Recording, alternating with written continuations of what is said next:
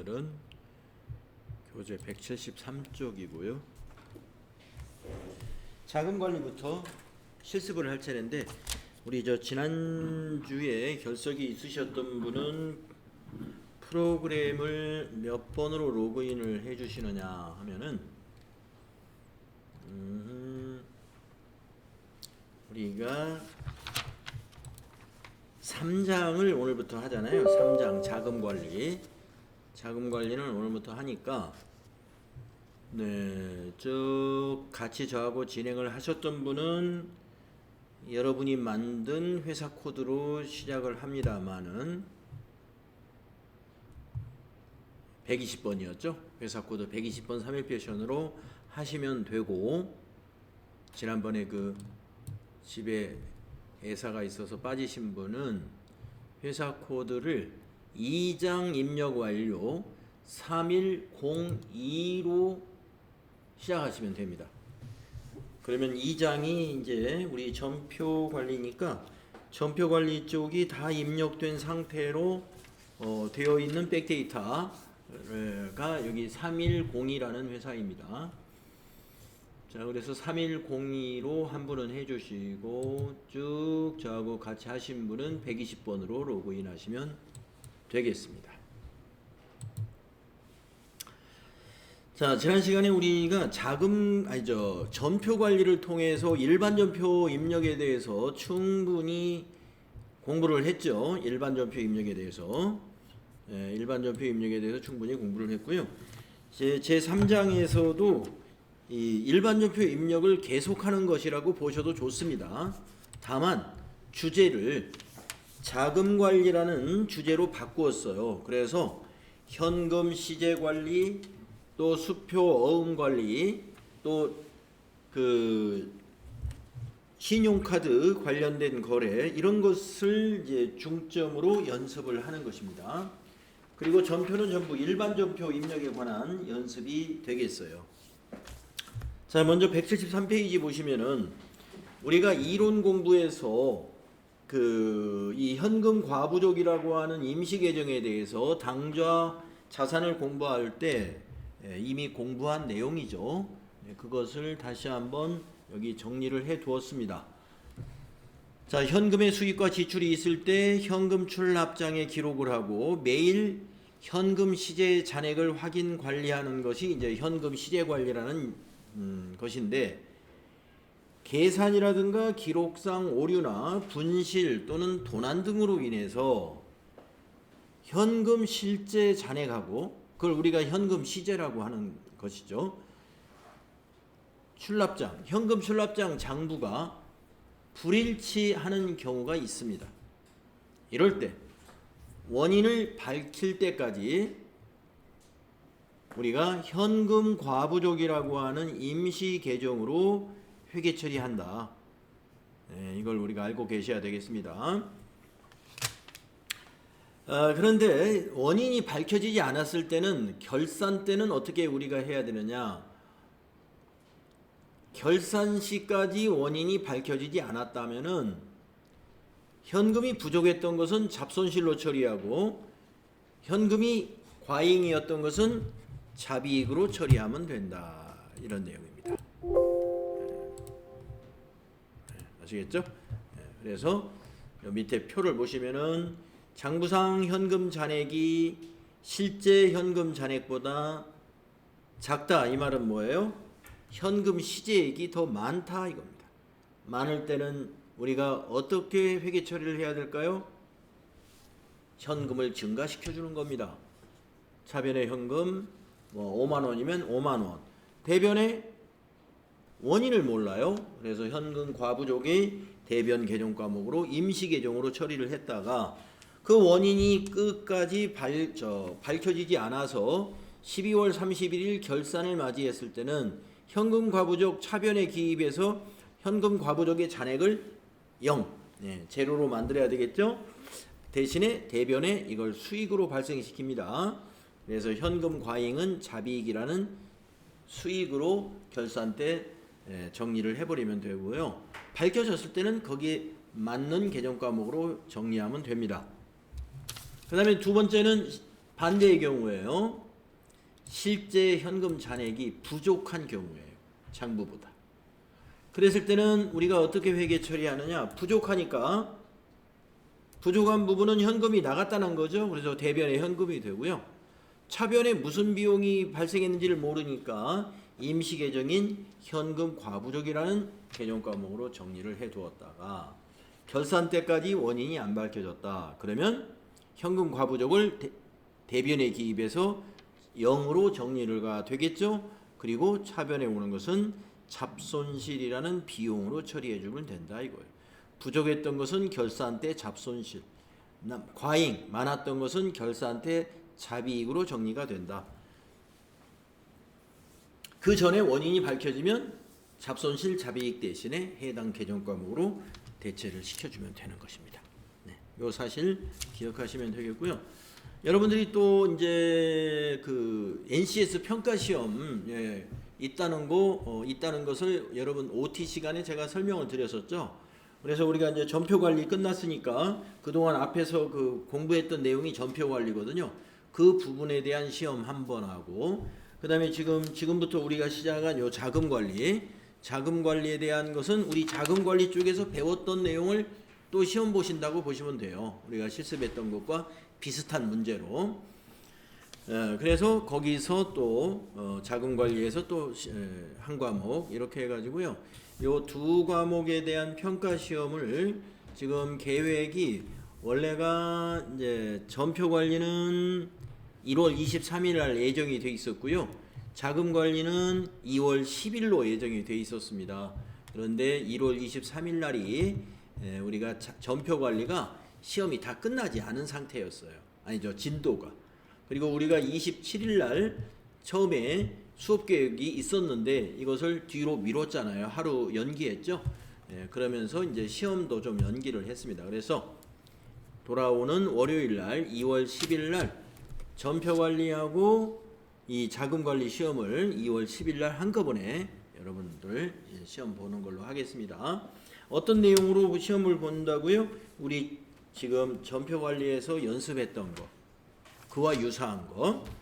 그 다음에 지금 자금 관리는 지금 우리가 공부하고 있는 자금 관리하고 관련된 거, 이와 우리가 지금 풀어보고 있는 것과 유사한 문제를 출제할 거다, 이런 얘기입니다.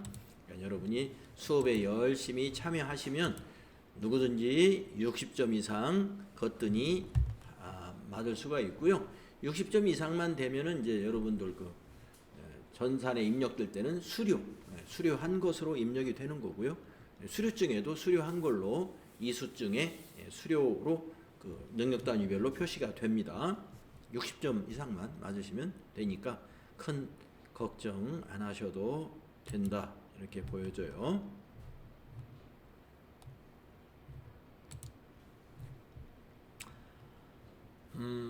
자, 계속해서 다음에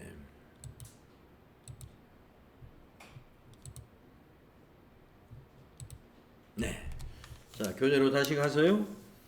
우리가 현금 시제 관리에 필요한 장부들 여러 가지가 있겠습니다만은 현금의 잔액을 확인할 때 가장 먼저 우리가 떠올릴 수 있는 장부 하면은 바로 현금 출납장입니다. 현금 출납장. 그래서 현금 시제 관리하는데 우리가 장부하고 실제 현금하고 차이가 난다, 뭐 이런 결정, 판단을 할 때 그 장부는 일반적으로 현금 출납장을 말하는 것이다, 이렇게 보시면 됩니다. 하지만 우리가 현금, 어느 특정한 날의 현금 잔액을 현금 출납장에서만 꼭 확인하는 것은 아니에요. 다른 장부에서도 물론 확인이 됩니다. 예를 들면 일개표에서도 확인이 되고 월말로는 월개표에서도 확인이 되죠. 거기서도 이제 확인할 수 있다는 거 우리가 나중에 실습을 통해서 알 수 있을 겁니다. 자, 그래서 현금 시제를 확인한다는 것은 뭐냐? 여기서 장부를 확인하는 것은 장부를 조회하면 되는데요. 현금 시제라는 것은 실제 현금을 확인하는 겁니다. 그러니까 우리가 회사에서 현금을 보관한다 그러면 금고가 있을 거 아니에요. 그 금고에 넣어놓은 현금, 동전이나 지폐, 또는 수표, 이런 것 등을 확인해 가지고 실제 시제를 확인하고, 그 다음에 장부에서는 현금 출납장 아니면 일개표 이런 걸 통해서 장부상 잔액을 확인하시면 돼요.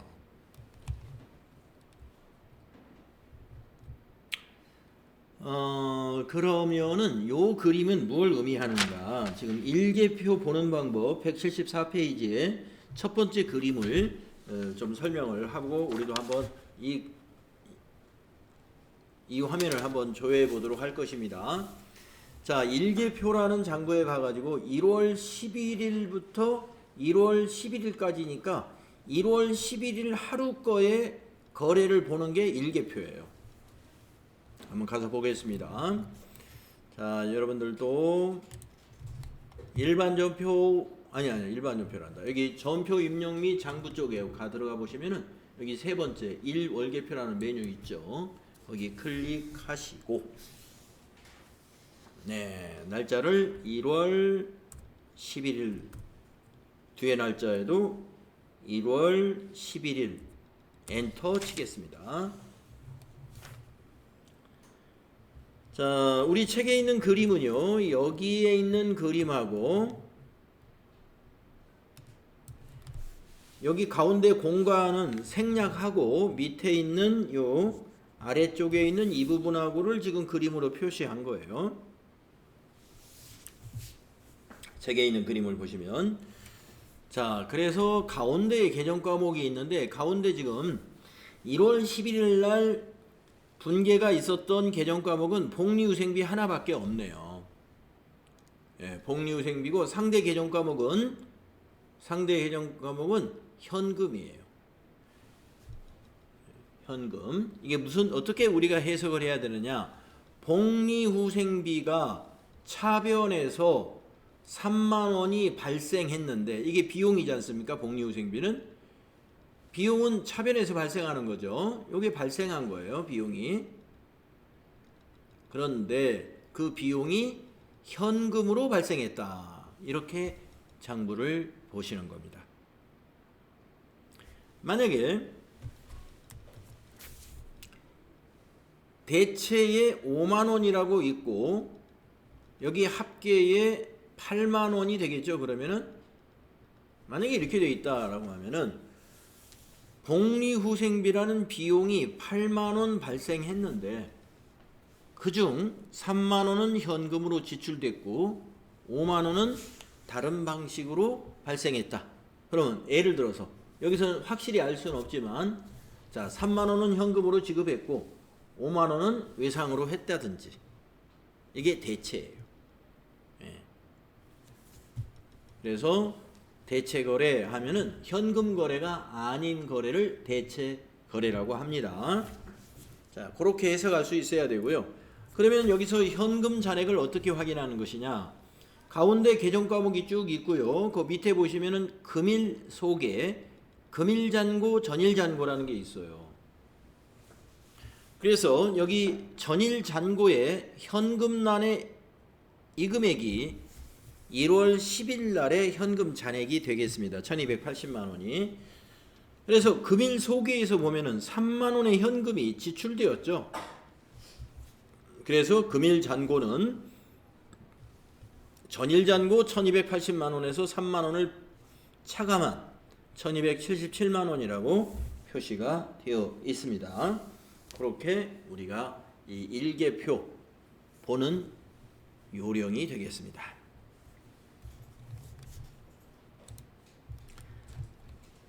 다음은 그 밑에서 보면은 월계표 그림을 그려놨는데요. 자, 월계표에서 여기 일계표 옆에가 월계표 탭이 있죠. 거기에 조회기간을 1월부터 1월이라고 그랬어요. 그러면 1월달 전체가 되겠네요. 자, 월계표로 넘어가서 한번 우리도 그렇게 조회해 보겠습니다. 자, 옆에 월계표 탭을 누르신 다음에 조회기간을 1월부터 1월까지 하면은 1월 한 달이에요. 자, 가운데 개정 과목이 있습니다.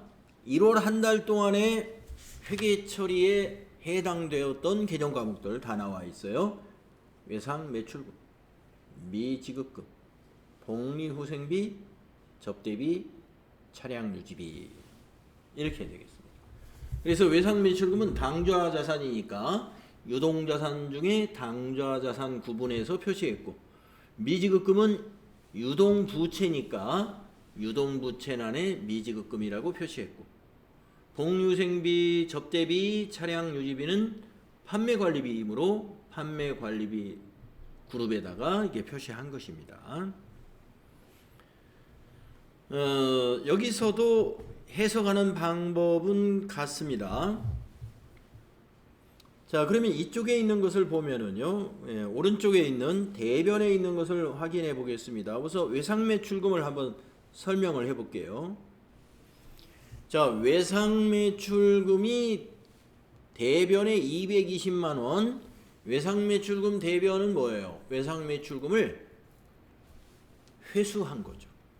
받았다 이거예요. 외상매출금을 회수하면은 외상매출금 대변에 기입하죠. 대금을 받으면. 자, 그래서 이렇게 해석합니다. 외상매출금 220만원을 회수했는데 현금으로 회수했다. 그래서 현금 증가액이 1월달에 220만원이 되겠습니다. 금일소개란의 대변의 현금이 이게 현금 증가한 거예요. 자, 그 밑에 이제 미지급금도 한번 설명을 드리면, 미지급금을 어떻게 해석해야 될까요? 미지급금 부채잖아요. 자, 부채는 대변에서 우리가 증가했다 이렇게 표현을 하죠. 자산은 대변에서 감소한 거예요. 그래서 외상매출금을 아까 증가했다고 안 하고 어떻게 했죠? 회수했다. 즉 받았다 이거예요. 현금으로. 그렇게 해석하는 거고요. 자, 미지급금은 부채입니다. 부채는 대변에서 증가합니다. 그래서 미지급금이 외상이지 않습니까? 예, 외상이 88,000원 증가했는데 대체거래다라는 얘기입니다.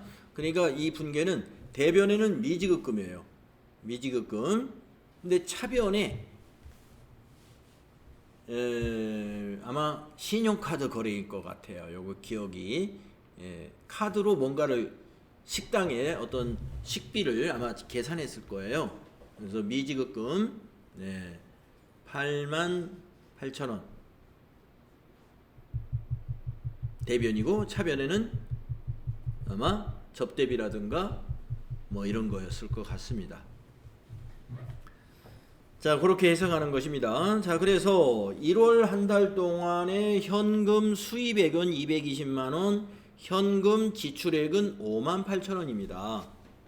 그래서 전월 잔고 1280에다가 220을 더하면 1500만원인데 1500만원에서 58,000원을 지출해 가지고 금월 잔고는 1494만 2천원이다. 이렇게 우리가 현금 잔해를 확인할 수가 있겠습니다. 이렇게 월계표, 일계표 보는 요령 말씀을 드렸어요. 다음 175페이지 수행과제 같이 해봅시다. 현금 관리하기 수행 1번 3월 31일 현재 현금 잔액은 얼마인가? 자, 이번에는요 현금 출납장에서 한번 이걸 확인해 볼게요. 자, 여러분 현금 출납장 가보겠습니다. 전체 메뉴에 가셔가지고 현금 출납장 클릭하시고 3월 31일 잔액을 보는 방법은 뭐 여러 가지가 있겠습니다만은 제일 작게 보려면은 여기 날짜를 3월 31일부터 3월 31일 하면은 한 줄로 나타나겠죠. 한번 해볼까요? 3월 31일부터 3월 31일까지 보겠다 하면은 지금 잔액이 여기 표시되죠. 전월 2월 해가지고 표시됩니다. 따라서 이건 뭘 의미해요? 3월 31일 날 현금 거래가 전혀 없었고 그냥 2월 된 거 요것만 보여주는 거죠. 이게 잔액이에요. 1159만 50원이다. 여러분 책에서도 잔액을 그렇게 확인할 수가 있겠죠. 다음에 수행 2번을 한번 볼까요? 2월 한 달 동안에 현금 지출이 가장 많았던 판매관리비 계정 과목은 뭐냐? 그러면 월계표를 보면 되죠. 월계표 한번 가볼까요? 아까 열어놓은 게 있으면 월계표 클릭하셔가지고 월계표를 2월부터 2월까지라고 입력을 해요. 2월부터 2월까지. 네, 월계표에서. 자, 가운데 계정 과목이 쭉 있죠? 거기에 판매관리비 중에서 물어봤어요. 판매관리비 중에서 현금 지출이 가장 많았던 계정 과목은 바로 접대비, 기업 업무 추진비가 되겠죠. 이렇게 찾아낼 수 있겠습니다. 자, 현금 시제 관리와 관련한 현금 출납장 또는 일계표, 월계표 여러분이 장부 확인하시는 방법을 우리가 실습해 보았습니다. 다음은 176쪽 예금 관리에 관한 개정 과목들 알아보도록 하겠습니다. 자, 우리가 기업에서 수시로 인출을 할 수 있도록 관리하고 있는 예금은 보통예금이죠. 네, 그래서 보통예금이라는 개정 과목이 있어요. 만들어서 쓰고 있습니다. 그래서 보통예금은 입출금이 자유로운 예금이며 또 당좌예금이라는 개정 과목도 만들었습니다. 당좌예금이라는 개정 과목은 당좌 한도 금액 내에서 수표를 발행하여 인출할 수 있는 예금을 말합니다. 기업이 우리가 대금 결제 같은 거 할 때 수표를 발행해 가지고 대금을 결제하고자 할 때가 있어요. 거기에 대비해서 은행과 당좌 거래 계약을 체결하고서 은행으로부터 수표를 받아서 발행하면 그것이 받는 거래 상대방에서는 현금으로 취급을 하게 됩니다. 우리 회사는 당좌 예금에서 인출이 되기 때문에 당좌 예금으로 회계 처리를 하죠. 발행하는 회사에서는. 그러나 그 수표를 받는 회사는 현금이에요. 그 다음에 정기 예금이라는 개정 과목도 있습니다. 예금 관련해서 정기 예금은 일정 금액을 한꺼번에 이렇게 예금을 해가지고 이자를 우리가 이자 수익을 올리기 위해서 단기 투자 자산으로서는 1년짜리 정기 예금, 장기 투자 목적으로 할 때는 뭐 5년, 10년 이렇게 길게도 정기 예금을 할 수 있겠네요. 자, 이 세 개 개정 과목이 우리가 예금 관련 개정 과목으로서 많이 쓰는 개정 과목이에요. 보통 예금, 당좌 예금, 정기 예금. 개정 과목 기억하시고요.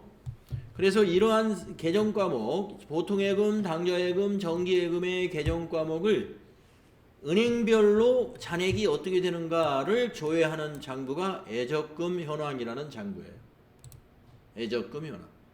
그래서 여러분들에게 이제 자금관리 시험을 본다고 말씀을 드렸는데 그때 이제 애적금 현황을 며칠자로 조회해가지고 인쇄하시오. 그러면 여러분들 애적금 현황 들어가서 날짜 입력한 다음에 인쇄하면 이렇게 인쇄해서 제출하시면 되는 거예요. 애적금 현황.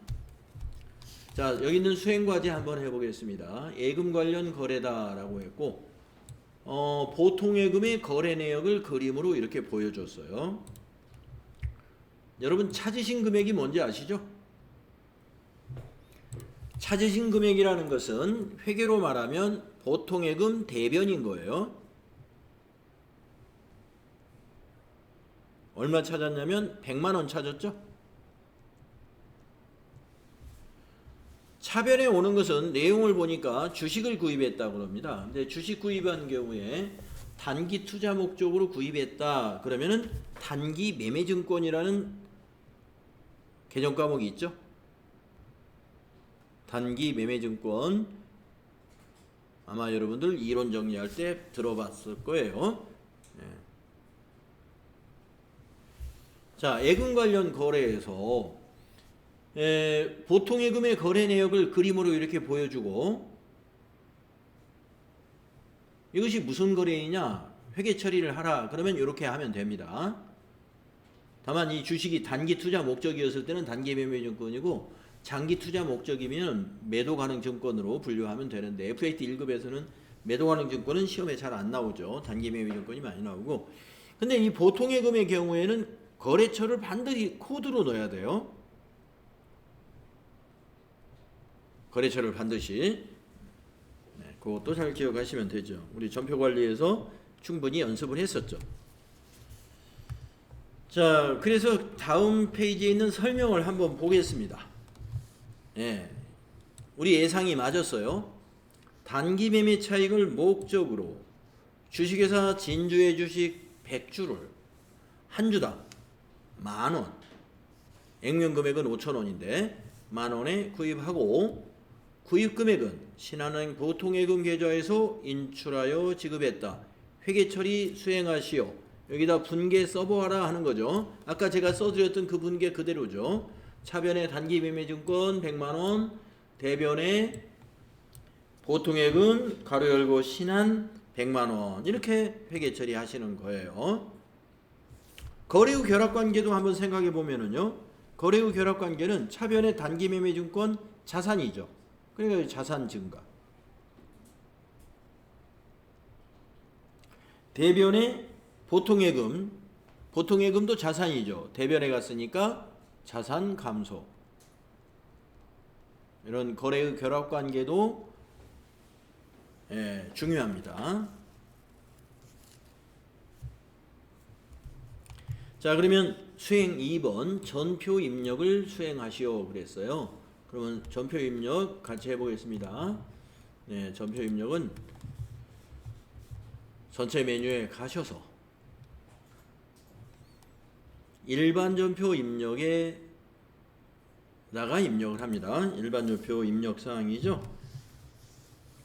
일반 전표 입력 클릭하시고 거래 날짜가 4월 10일 날이죠. 통장 거래 내역을 보면은 자 4월 10일이라고 날짜 입력합니다.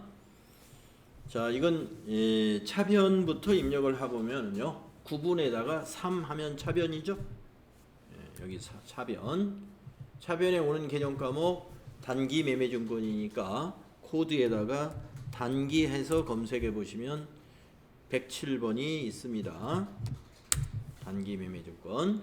거래처 여기다 쓸 필요는 없고요. 저교에다가 써주는 게 좋은데요. 저교에다가 어떻게 써주시느냐. 주식회사 진주의 주식이니까 가로 열고 주식회사 가로 닫고 진주. 주식의 종목을 일단 먼저 써주고 한 칸 띄우신 다음에 100주라고 그랬으니까 이제 수량 100주 써주고 곱하기 표시하시죠? 만원에 샀죠? 만원. 이렇게 해주면 아주 훌륭한 저교라고 볼 수 있습니다. 종목, 수량, 단가 이것을 이런 식으로 표시합니다. 주식회사 진주 100주 곱하기 만원 이렇게 써주시고 차변에 100만원 엔터 하신 다음에 구분에다가 4 하면은 대변이죠. 대변에 103번이 보통예금이에요. 103번 코드에다가 보통예금. 자, 보통예금은 거래처를 단기 매매증권처럼 저렇게 횡하니 지나가면 안 되고요. 코드란에다가 입력해야 된다. 그래서 코드란에다가 신한이라고 입력하시고 엔터 치면은 신한은행 보통 98002 보이죠? 확인. 이렇게 거래처를 입력을 꼭 해야 된다 이겁니다. 그리고 저교는 엔터 치고 지나가면은 위에 있는 저교가 그대로 복사가 일어나요. 그대로 이용하시면 되겠죠? 그리고 대변에다가 1 플러스 100만원 이렇게 입력하시면 되겠습니다.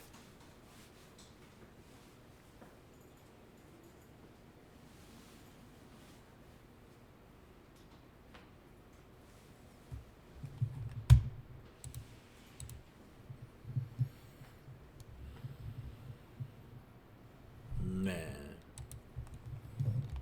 자, 그 다음에 이제 수행 3번. 4월 10일 현재의 예적금 현황을 조회를 수행하시오.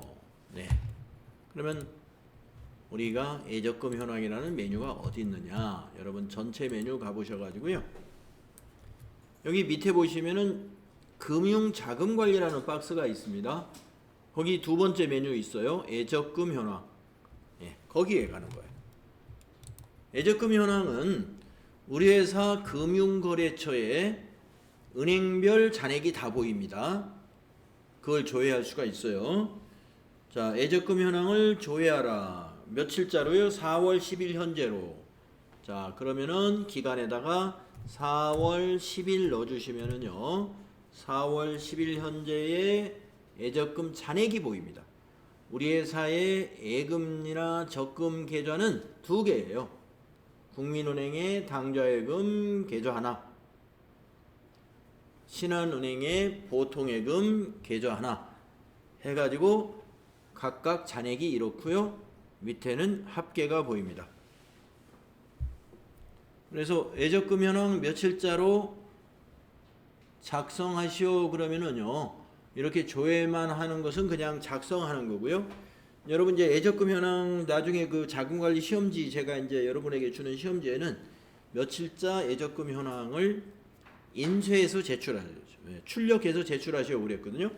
그럴 때는요, 여러분이 여기 인쇄 단추 누르면 돼요.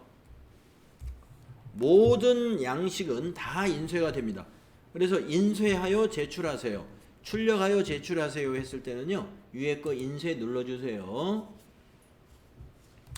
화면으로 보는 그림하고 조금 다른 형식으로 인쇄 화면이 나타나거든요. 그래서 이게 바로 인쇄 미리 보기 화면인데요. 조금 전에 화면에서 봤던 거하고 같은 내용이에요.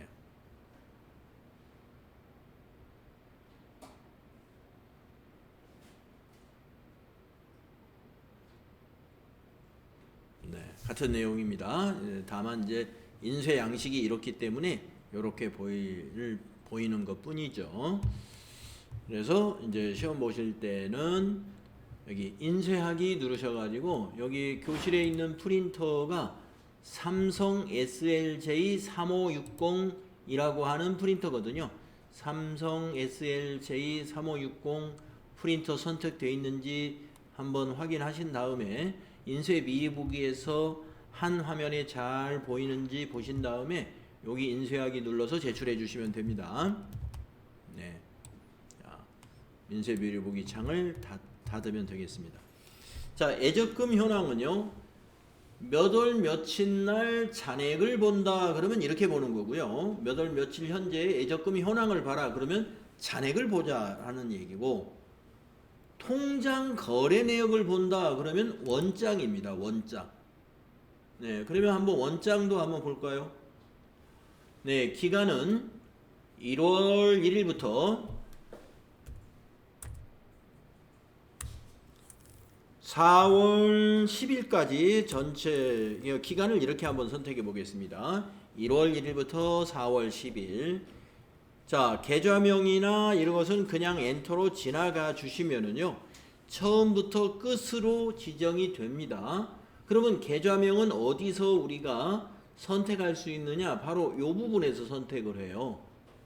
근데 지금 선택되어 있는 계좌가, 제 거는 지금 국민은행 당좌 계좌가 선택되어 있어요. 거래 내역이 없는 거죠. 왜냐하면 전기 2월 하나만 표시되어 있잖아요.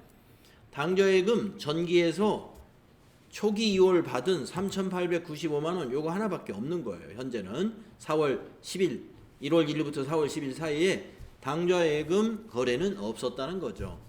자, 그러면 여기 화살표를 눌러서 신한은행 보통으로 여기 현재 계좌를 바꿔보세요.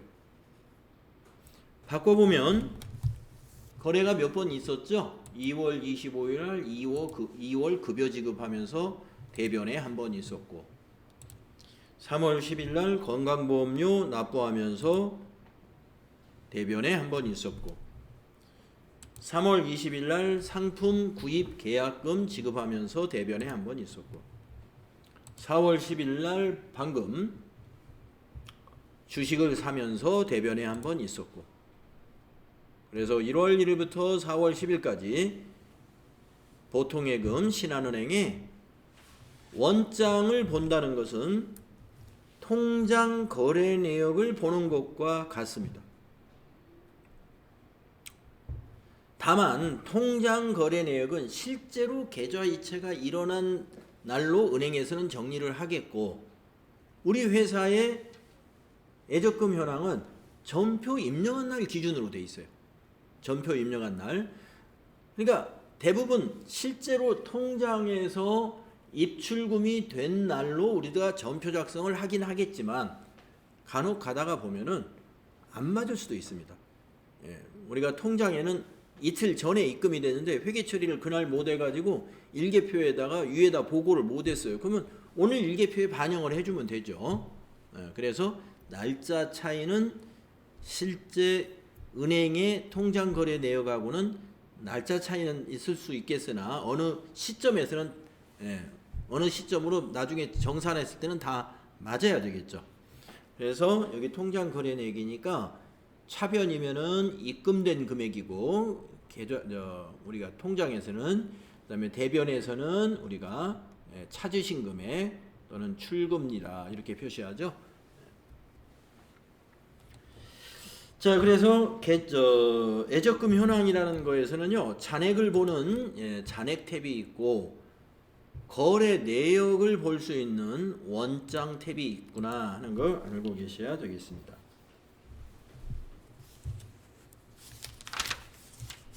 자, 다음은 178쪽으로 가겠습니다. 자, 이제 현금 관련된 실습, 그 다음에 예금 관련된, 보통 예금 관련된 실습까지 했어요. 그러면 이번에는 카드 관련된 것을 실습해 볼 거예요. 카드 관련 거래. 우리가 이제 법인카드라고 하는 거래가 되겠습니다. 법인카드 관련한 거래. 자, 법인이 규모가 크게 되면은요, 법인카드를 하나만 발급받는 것이 아니라 팀별로 또는 부서별로, 사업장별로 굉장히 많은 매수의 법인카드를 발급받는 경우가 있죠. 그러면 그 법인카드를 관리하는 담당자는 뭔가 관리할 대장이 필요할 겁니다. 그럴 때 보통 이런 양식으로 만들었으면 좋겠다 하는 것이고요. 이건 회계 처리하고는 직접 관련은 없는 거예요. 법인카드 관리대장이라는 것이 필요할 것이다 하는 얘기고요. 그 다음에 그 밑에 회계 처리 관련해서 보겠습니다. 자, 우리가 카드에는 매출 카드도 있죠. 매출 카드라는 것은요, 법인카드가 아니고 매출 가맹점이죠. 가맹점. 카드 가맹점이라고 하죠. 그래서 우리가 이 소매 거래를 하는 법인은 카드 가맹점을 전부 가입해 놔야 되겠죠. 그렇죠? 삼성카드, BC카드, 현대카드, 하나 무슨 카드, 신한카드, 모든 카드를 전부 가맹점으로 등록을 해 두어야 우리가 매출할 때 고객이 어떤 사람은 신한카드로, 어떤 사람은 현대카드로, 어떤 사람은 삼성카드로 이렇게 합니다. 자, 그래서 매출 관련된 분계를 한번 보겠습니다. 상품을 매출했어요. 카드로. 그랬을 때 분계는 이렇게 해야 됩니다. 대변의 상품 매출 수익 잡고요. 차변의 외상 매출금으로 잡아야 돼요. 카드 대금을 받은 건데 아직은 안 받은 거죠. 매출을 한 날은 외상입니다. 누구에게 외상 대금을 받아야 돼요? 만약에 고객이 삼성카드로 결제했다. 그러면 우리 회사가 삼성카드로부터 받아야 되죠. 별도로 뭐 신청을 하지는 않습니다만은 아무튼 매출이 일어나고, 즉 카드가 결제가 일어나고 며칠이 지나야 입금이 되잖아요. 그렇기 때문에 외상 매출금이라는 거죠. 그럼 외상 매출금의 거래처는 카드사가 되는 거죠. 그 카드사로부터 받아야 되니까 요거 잘 기억하세요. 또 카드로 결제받는 게 상품을 팔 때만이 아니라 비품을 매각할 때도 대금을 카드로 받을 수도 있어요. 비품을 매각할 때도. 네, 무슨 말이냐 하면은, 자, 우리 3일패션은 그 옷을 파는 회사지 않습니까? 그러니까 매장에 있는 옷을 팔고 카드 결제 받았으면 외상 매출금이 차변인데 대변은 상품 매출이고, 자, 매장에서 사용하던 공기청정기가 너무 용량이 작은 것 같아 가지고 용량 작은 걸 팔았어요. 예, 5만 원에 팔았습니다. 그런데 우리 그 중고 공기청정기를 사가겠다는 사람이 카드 결제 안 되겠어요. 그래서 카드 결제로 합시다 해서 카드로 팔았다는 거예요. 그러면 대변에는 비품, 차변에는 이때는 미수금입니다. 미수금. 그래서 우리가 채권이 말이죠. 뭔가를 외상으로 처분했을 때는 외상 매출금이 올 수도 있고 미수금이 올 수도 있는데 그걸 어떻게 구분하느냐? 재고 자산을 카드로 팔았으면 외상 매출금이에요. 그런데 재고 자산이 아닌 다른 거, 지금 예를 들면 비품이라든지 뭐 차량도 마찬가지예요. 사용하던 중고, 우리가 사용하던 운행하던 차를 중간에 매각하고 카드로 결제를 받았다. 미수금이다 이거. 미수금. 예. 재고 자산이 아닌 거니까. 이거 잘 기억하시고요. 이번에는 이제 매입 쪽을 보겠습니다. 매입은 이제 법인카드라고 하는 거죠. 매입은 우리 회사가 발급받은 카드로 뭔가를 샀다는 거예요. 자, 첫 번째, 상품을 매입했다. 옷을 파는 회사니까 공장에 가서, 옷 공장에 가서 옷을 사오면 그게 상품이잖아요. 이때 차변에는 상품 자산 증가시키고요. 대변에 이건 외상 매입금이에요. 왜냐? 우리 법인카드가 만약에 삼성카드다 그러면 카드 대금을 나중에 삼성카드에다 입금시켜줘야 되잖아요. 그래서 대변에 외상 매입금, 거래처는 카드사예요. 자, 그런데 우리가 법인카드로 꼭 상품만 사는 경우가 아니고 대개 회사는 법인카드로 비용 지출할 때 많이 써요. 비용 지출. 예, 공기청정기를 새로 산다든가 이럴 때. 자, 그러면 공기청정기 새로 샀습니다. 차변의 비품. 예, 대변의 미지급금이에요. 미지급금. 거래처는 카드사. 자, 그래서 이걸 채무라고 하는데 우리가 카드로 거래, 우리 법인카드로 뭔가를 매입했다 하면은 다 채무가 발생하는 거예요. 그런데 재고자산을 매입했을 때는 외상매입금, 재고자산이 아닌 것을 매입했거나 지출했으면 미지급금. 네, 요거 여러분 기억하시면 되겠습니다. 그러면 수행과제 한번 해보도록 할게요. 네, 여러분 자금관리 시험 볼 때도 이것과 비슷하게 문제를 낼 겁니다. 신용카드 매출전표 그림으로 이렇게 딱 보여주고 이제 오른쪽에다 이렇게 설명을 할 거예요. 네. 자, 이번 설명은 뭐냐? 매출 거래처 직원과 식사를 하고 신한카드로 결제하였다. 네, 그러면 여기다가 회계 처리를 수행하시오 이랬네요. 이렇게 나왔으면 여기다 분계를 쓰라는 얘기예요. 예. 자, 거래처 직원하고 식사하는 것은 이건 접대비로 처리해야 됩니다. 접대비. 맞죠? 자, 비용이 발생했으니까 접대비 차변입니다. 네, 접대비 관련된 부가세는 매입세 공제를 못 받는 거니까 3만 원을 전부 다 포함해서 접대비 33만 원. 비용으로 다 처리하고요. 대변은 아까 말씀드렸죠. 상품 외의 것을 매입하고 지출한 것은 미지급금이다 그랬습니다. 미지급금. 거래처는 카드사가 어디냐 보니까 신한카드. 거래처 신한카드. 금액은 33만. 이렇게 회계 처리한다는 것이죠. 이렇게 정리할 수 있어야 되죠. 거래 후 결합관계까지 말을 하라 그러면 차변의 접대비는 비용 발생, 대변의 미지급금은 부채 증가. 이렇게 되겠죠. 자, 그러면 전표를 한번 입력해 봅시다. 자, 거래 날짜가 여기 있습니다. 5월 2일. 자, 일반 전표 입력 들어가서 날짜는 5월 2일로 고치시고 3번 하면 차변이죠. 접대비 800번대 813번.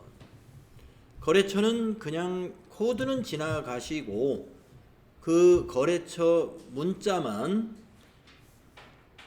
거기다가 황금오리라고 넣어주시는 게 좋을 것 같습니다. 황금오리 엔터 하시고 여기 그 맞는 적요를 한번 밑에서 찾아보시면 여기 밑에 지금 적요가 보이도록 이렇게 해놓고 거래처 접대비 신용카드 법인이라는 거요. 1번 적요 적당하죠?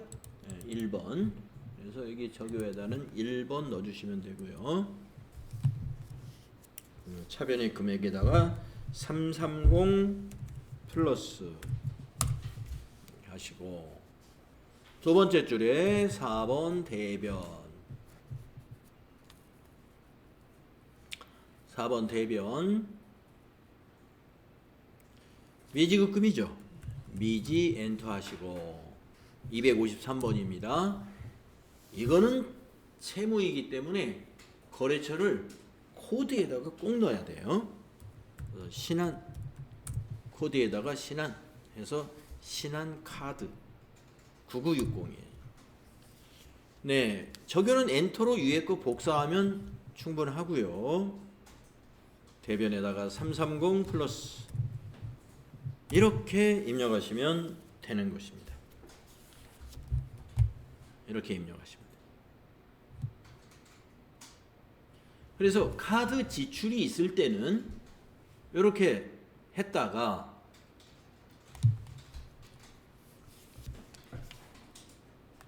그 밑에 내용을 보시게 되면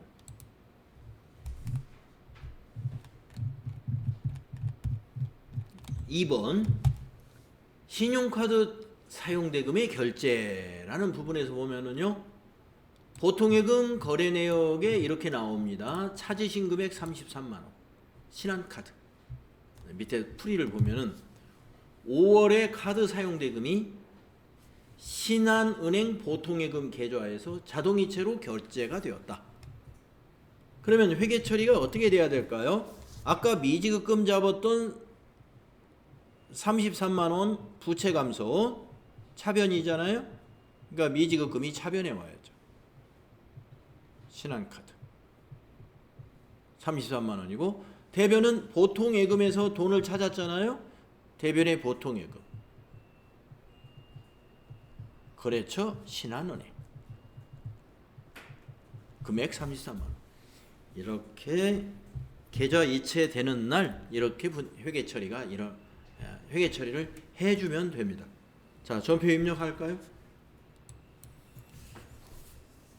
자, 계좌 이체가 언제 됐냐면 5월 25일 날 됐습니다. 그래서 전표 입력 날짜를 5월 25일로 고치시고 3번 차변의 미지 253 미지급금 거래처 꼭 코드란에 넣어야 돼요. 신한카드죠. 카드 대금이니까 신한카드. 적요에다가는 1번 적요 만들어 놨네요. 미지급금 반제시 보통 인출 금액은 330 플러스 그 다음에 두 번째 줄에 4번 대변에 103번 보통예금 코드에다가 신한 해가지고 신한은행 보통 코드 9800이 고르고 적요는 엔터로 위에 거 복사하면 되고 금액은 330 플러스 이렇게 카드 대금이 계좌 이체되는 날 회계 처리는 이렇게 됩니다. 차변의 미지급금 카드사 거래처로 넣어주고 대변의 보통예금 통장 거래처가 되겠습니다.